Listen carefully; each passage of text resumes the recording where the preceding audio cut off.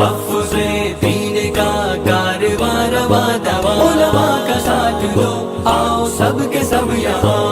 ہم لوگوں نے، بہت معافی کے ساتھ کہتا ہوں، ہم لوگوں نے دینی خدام کو اپنا خادم سمجھ رکھا ہے۔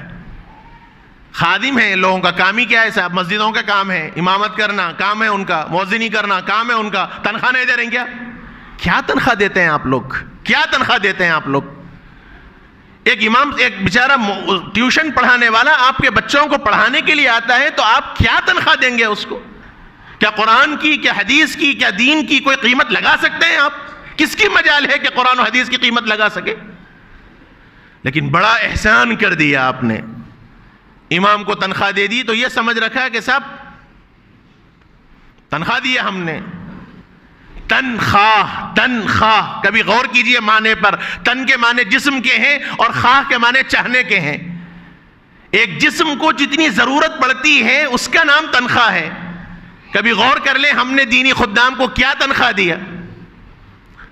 ہمارے اپنے گھر کے اخراجات سے دینی خدام کے اخراجات کو بھی کبھی کمپیئر کر کے دیکھیے کہ ان کی ضرورتیں کیسے تکمیل پاتی ہیں۔ مسجدوں کی کیا تنخواہیں ملتی ہیں امام کی اور مؤذن کی، اور دینی خدام کو، ٹیوشنز پڑھانے والوں کو کیا آپ دیتے ہیں؟ آپ کے گھر کے اخراجات کا عالم یہ ہے کہ ماہانہ 30، 35، 40 ہزار میں بھی رونا آپ کا برابر برقرار ہے، اور دینی خدام کو 8، 10 ہزار، 15 ہزار تنخواہ دے دی تو یہ سمجھتے ہیں ہم نے فرض ادا کر دیا۔ بیماریاں ان کے گھر لگی نہیں ہیں؟ کیا ضرورتیں ان کے پاس نہیں ہیں؟ کیا شادی اور ضرورتوں کا مواقع ان کے پاس نہیں ہے؟ میرے بھائیوں، یہ وقت کی نزاکت ہے، یہ دینی خدام کو اپنا مقتدا بنائیے، احترام کیجئے ان کا، اور جب تک احترام نہیں ہوگا خدا کی قسم دینی ماحول اور مزاج ہم لوگوں کے اندر نہیں آئے گا۔ میں یہ نہیں کہتا کہ دودھ کے دھلے ہیں سب، غلطیاں ہر دو سے ہوتی ہیں، ہم سے بھی غلطیاں ہوتی ہیں، اور ہماری اپنی مجلسوں کے اندر اس کا باضابطہ مذاکرہ ہوتا ہے۔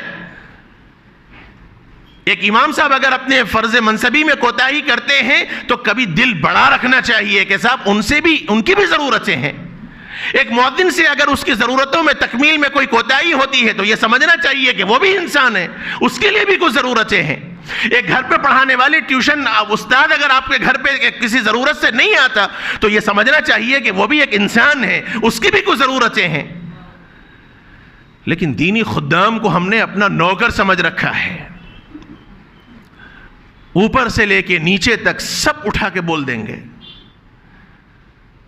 یہ ادب و احترام نہیں ہے، یہ خدام ہے دین کے۔ آپ اپنی نماز ان کے پیچھے پڑھ رہے ہیں، امام کے پیچھے اپنی نماز پڑھ رہے ہیں آپ لوگ۔ اللہ اکبر کہہ کے جب آپ تحریمہ باندھتے ہیں تو مسلک کے اعتبار سے آپ سے لا غلطیاں ہو جائیں نماز کے اندر، لیکن سجدہ سہو آپ کو لازم نہیں ہے، اور وہی اگر ایک امام سے غلطی ہو جائے، آپ کہیں گے صاحب میرے سے غلطی نہیں ہوئی، امام سے ہوئی، میں سجدہ سہو نہیں کروں گا، آپ کی نماز نہیں ہوگی۔ امام کو جب آپ نے اللہ اکبر کہہ کر تحریمہ باندھ دیا تو آپ نے اپنی نماز کو امام کے حوالے کر دیا۔ اب آپ اپنی مرضی نہیں چلا سکتے، امام رکوع کیا تو رکوع، امام سجدہ کیا تو سجدہ، یہ حال ہے امام کا۔ اور ہمارے پاس اماموں کا مقام و مرتبہ کیا ہے؟ مؤذن اعلان کرتا ہے، آپ کو وقت شروع ہونے کی اطلاع کرتا ہے، وہ آپ کو ندا لگاتا ہے، حی علی الصلاح، آئیے نماز کی طرف، آئیے کامیابی کی طرف۔ وہ آپ کو آپ کے دنیا کے جھمیلوں سے نکال کر اللہ کے گھر کی دعوت دے رہا ہے۔ اور ہم نے مؤذن کا کیا مقام و مرتبہ رکھا؟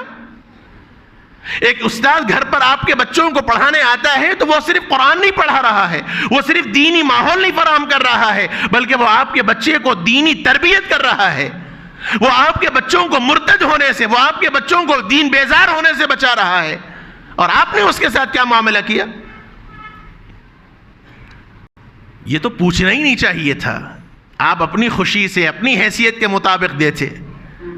لیکن یہ جو بھاؤ تاؤ کیا جاتا ہے ٹیوشن پڑھانے کے واسطے، کیا لیں گے صاحب، کتنا لیں گے صاحب، بہت زیادہ ہے صاحب، 4 بچے ہیں صاحب، کچھ تو کم کیجئے صاحب، مذاق بنا رکھا ہے دین کا ہم لوگوں نے۔ اور اس میں بھی سوچیں گے صاحب کون کم لے رہا اس کے پاس بھیجاؤ، چاہے بچے کی تجوید آئے نہ آئے، چاہے وہ ماحول آئے نہ آئے۔ اور استاد پڑھا کے چلا گیا تو کبھی اتنی توفیق ہم لوگوں کو نہیں ہوتی کہ بیٹھ کر تھوڑا پوچھیں کہ بیٹا آج مول صاحب نے کیا پڑھایا تم سے۔ ہر آدمی یہاں بیٹھا ہوا ہر آدمی اپنے دل پر ہاتھ رکھ کر سوچ لے، میرا فرض ہے، میں اپنی فرض ادا کر رہا ہوں، میں مذاکرے کے طور پر آپ سے کہہ رہا ہوں، میں کوئی تنقید نہیں کہہ رہا ہوں آپ کے اوپر، میرا فرض ہے وارث رسول ہونے کی حیثیت سے ہم میں کا ہر ساتھی اپنے دل پر ہاتھ رکھ کر یہ سوچے کہ میں اپنے بچے کی تعلیم کے واسطے اور خاص طور پر دینی تعلیم کے واسطے کتنا فکر مند ہوں، کتنا میں فکر مند ہوں۔ ایک استاذ کو اگر میں نے رکھ دیا تو کبھی میں نے پوچھا استاذ سے کہ حضرت کیا میرا بچہ پڑھ رہا ہے، میرا بچہ کتنا آگے بڑھ رہا ہے، کبھی میں نے پوچھا؟ استاذ اگر لاپرواہی کر رہا ہے تو وہ بھی انسان ہے، لاپرواہی اس سے بھی ہوتی ہے، ہمارا کام ہے ادب کے دائرے میں رہ کر ان سے بھی بات کی جائے کہ مول صاحب اتنا وقت ہو گیا بچہ آگے نہیں بڑھ رہا، کچھ خیال کیجئے۔ یہ چیزیں ہمارے پاس نہیں ہیں تو پھر ادب کہاں سے آئے گا ہماری اولادوں میں، دین کہاں سے آئے گا؟